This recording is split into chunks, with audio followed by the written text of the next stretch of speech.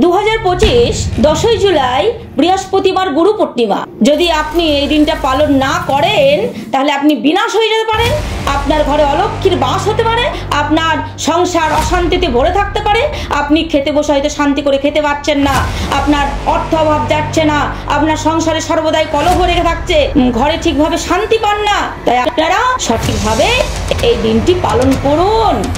জয় নিতাই, জয় রাধে, জয় গোপাল। আজ আমরা গুরু পূর্ণিমা সম্পর্কে কিছু আলোচনা করব।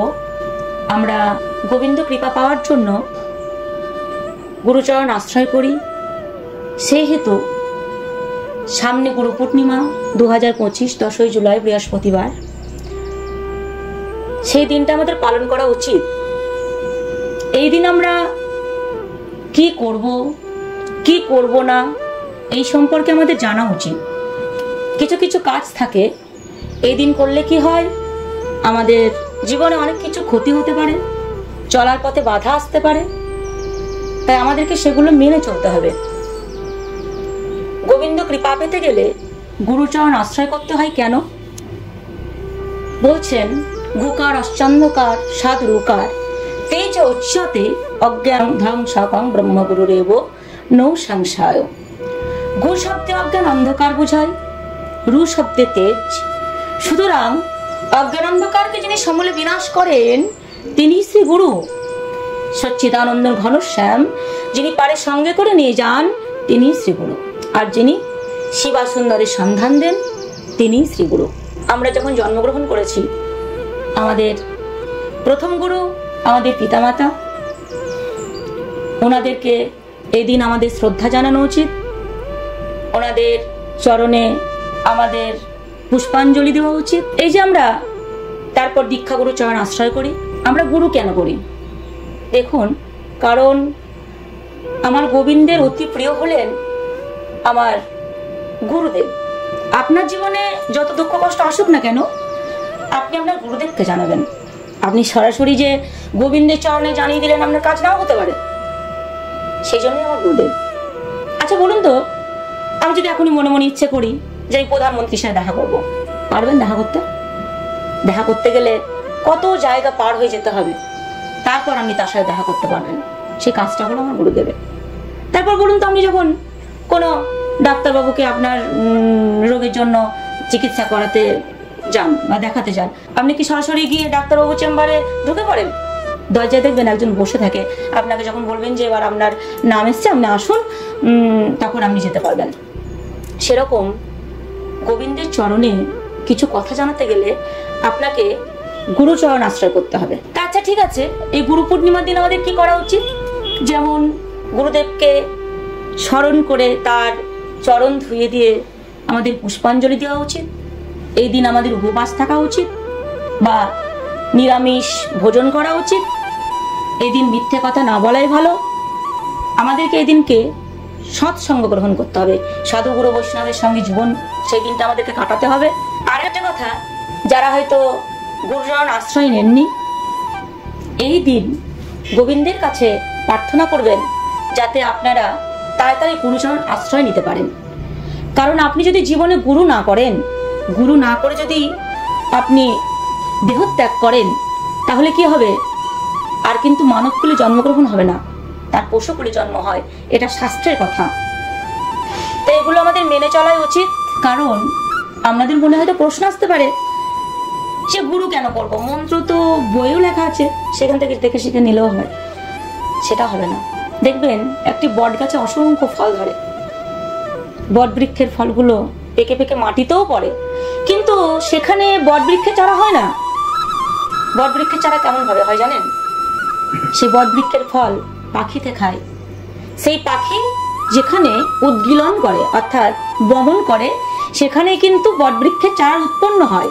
তদ্বৎ গুরুদেবের দেওয়া যে বীজ মন্ত্র, সেটা শিষ্যের কর্ণ দ্বারা হৃদয় ক্ষেত্রে গেলে তবে সেই কৃষ্ণ বীজ রূপে কৃষ্ণ বীজ প্রতিফলিত হয়। তাই আমাদেরকে কি করতে হবে? সেহেতু গুরুচরণ আশ্রয় করতে হবে। গুরুচরণ আশ্রয় না করলে কিন্তু আমাদের গোবিন্দ লাভ হবে না বা হতে পারে না। আর গুরুচরণে কোনো অপরাধ করা যাবে না। আমার গুরু যেমনই হোক, আমার গুরুদেব যেমনই হোক, গুরুদেব সম্পর্কে কখনো কিছু কটু কথা বলা উচিত নয়, কারণ আশ্রয় করিয়া বন্দন সে গুরুচরণ, যাহা হইতে মিলে ভাই কৃষ্ণ প্রেমধন, জীবের নিস্তার লাগি নন্দ সুত হরি, ভুবনে প্রকাশ হলেন গুরুর উপধরি। মহিমায় গুরু কৃষ্ণ এক করি জানো, গুরু আজ্ঞা হিদে সব সত্য করি মানো, সত্য জ্ঞানে গুরু বাক্যে যাহার বিশ্বাস, অবশ্য তাহার হবে ব্রজভূমে বাস। গুরুদেব যার প্রতি হন প্রসন্ন, কোন বিঘ্নে তারে নাই হয় অবসন্ন, গুরু মাতা গুরু পিতা গুরু হনপতি, গুরু বিনা এ সংসারে নাহি আর গতি। গুরুকে মনুষ্য জ্ঞান না করো কখন, গুরু নিন্দা কভু কটনে না করো শ্রবণ, গুরু নিন্দুকের মুখ কভু না হেরিবে, যথা হয় গুরু নিন্দা তথা না যাইবে। গুরুর বিক্রিয়া যদি দেখো কখন, তথাপি অবজ্ঞা নাহি করো কদাচন, কৃষ্ণ রুষ্ট হলে গুরু রাখিবারে পারে। গোবিন্দ যদি আপনার প্রতি রুষ্ট হন, আপনার গুরুদেব রাখতে পারবেন, কিন্তু গুরু রুষ্ট হলে কৃষ্ণ রাখিবারে না রে। হেন গুরুপাদ পদ্ম যে করে বন্দন, শিরধরি বন্দি আমি তাহার চরণ। সে গুরু চরণবদ্ধ হৃদয় করিয়াস, সে গুরু বন্দনা করেন সনাতন দাস, সে গুরু বন্দনা করেন এ অধম দাস। গুরু ছাড়া জীবনে কিচ্ছু করতে পারবেন না। গুরু চরণ যদি আপনি আশ্রয় নেন, আপনি সমস্ত বিপদ থেকে রক্ষা পাবেন, সে যত বড় বিপদই হোক না কেন। আমারও জীবনে এরকম অনেক ঘটনা ঘটেছে। আমি যাচ্ছিলাম ত্রিপুরা, সেখানে আমার প্রোগ্রাম ছিল, আমার গুরুদেবই সেখানে আমাকে নিয়ে গিয়েছিলেন। তা যাই হোক ভুলবশত একটা ঘটনা ঘটে গিয়েছিল, তা গুরু কৃপাতে আমি সেখানে উদ্ধার পেয়েছিলাম। আমি প্রথমবার যাচ্ছি, সেখানে সবকিছুতে একটা নিয়ম থাকে, কতটা জানা ছিল না। আপনার ওই আধার কার্ডের জেরক্স নিয়েছিলাম সাথে, তার মধ্যে আমাদের দু একজনের এমনি অরিজিনাল আধার কার্ড ছিল। এবার একটা তো নিয়ম আছে, সেখানে তো আধার কার্ড ছাড়া তো এয়ারপোর্টে প্রবেশ করতে দেবে না, এরকম একটা ব্যাপার। আমরা সেখানে পৌঁছে গেছি, অরিজিনাল আধার কার্ড ছাড়া আমাদেরকে সেখানে ঢুকতে দেওয়া হচ্ছে না, এরকম গেটম্যান যারা রয়েছে তারা বাধা দিচ্ছে। তাদেরকে রিকোয়েস্ট করছি, এরকম আমাদের প্রোগ্রাম কালকে, আমাদেরকে সেখানে আসরে যেতেই হবে। প্রোগ্রাম যদি আমরা না ধরতে পারি খুবই খারাপ অবস্থা হবে, আমার গুরুদেবের অসম্মান হবে, এরকম একটা বলাতেও তারা কিন্তু কোনো কিছু করছে না। রাত 1:30 বাজে, তখন আমি কি করব, আমি হতাশ ফিল করছি, বসে আছি, আমাকে ঢুকতে দিচ্ছে না সেখানে। আমি গুরুদেব চরণ স্মরণ করছি, সেই মুহূর্তে কি করবো, আমাকে গুরুদেব ত্রিপুরাতেই তখন আছেন। আমি ফোন করলাম, বাবা এরকম এরকম ঘটনা। গুরুদেব বললেন, কি কাজ করেছো তোমরা, এরকম কি তোমরা করলে, বাবা আপনি আশীর্বাদ করুন, আপনি কৃপা করুন। তা আমার গুরুদেব তখন দুহাত তুলে বললেন, দেখো মদন মোহন কি করেন, তো তোমাদের পাশে আছি, তিনি কৃপা করবেন। কি বলবো জানি না, গেটম্যানের মনের কি পরিবর্তন করে দিলেন প্রভু, কোথা থেকে যে কি হয়ে গেল আমি নিজেও বুঝতে পারলাম না। সুন্দরভাবে ঢুকে গেলাম প্ল্যাটফর্মে, ফ্লাইট ধরলাম, ত্রিপুরায় নামলাম, সেখানে প্রোগ্রাম করলাম। এই যে গুরু কৃপা, জানেন এই গুরু কৃপাতে কি হতে পারে। আবার আপনি যদি এই গুরুচরণে কিছু ভুল করেন, কিছু অপরাধ করেন, তাহলে কিন্তু আপনি বিনাশ হয়ে যেতে পারেন।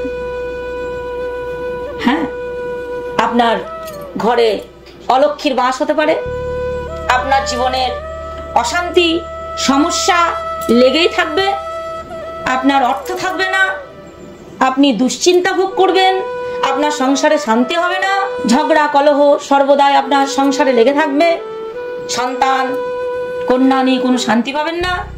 হ্যাঁ, আপনাদের দুবেলা হয়তো খেতেও পাবেন না, এরকমও কিন্তু জীবনে আসতে পারে যদি অকৃপা হয়ে যায়। তাই গুরুচরণ স্মরণ নিয়ে গোবিন্দের উপাসনা করুন, গোবিন্দের ভজনা করুন, দেখবেন আপনার জীবন, আপনার যাত্রাপথ উজ্জ্বল হচ্ছে, আপনি গোবিন্দের কৃপা লাভ করছেন। গুরু কৃপা ছাড়া কিন্তু কিছু পাওয়া যায় না। আপনি শুধু গোবিন্দকে ডেকে যাবেন সেটা হবে না, আগে গুরুচরণ আশ্রয় নেবেন, তারপর গোবিন্দকে ডাকবেন। গুরু পূর্ণিমা সকলেই পালন করবেন, আপনারা ভালো থাকবেন, সুস্থ থাকবেন, আমি এটুকুই প্রার্থনা করি। আর আমার ভিডিও এবার থেকে এইভাবে আসতে থাকবে। আপনারা সবাই লাইক, কমেন্ট এবং শেয়ার করবেন কৃপা করে, এবং সাবস্ক্রাইব করবেন।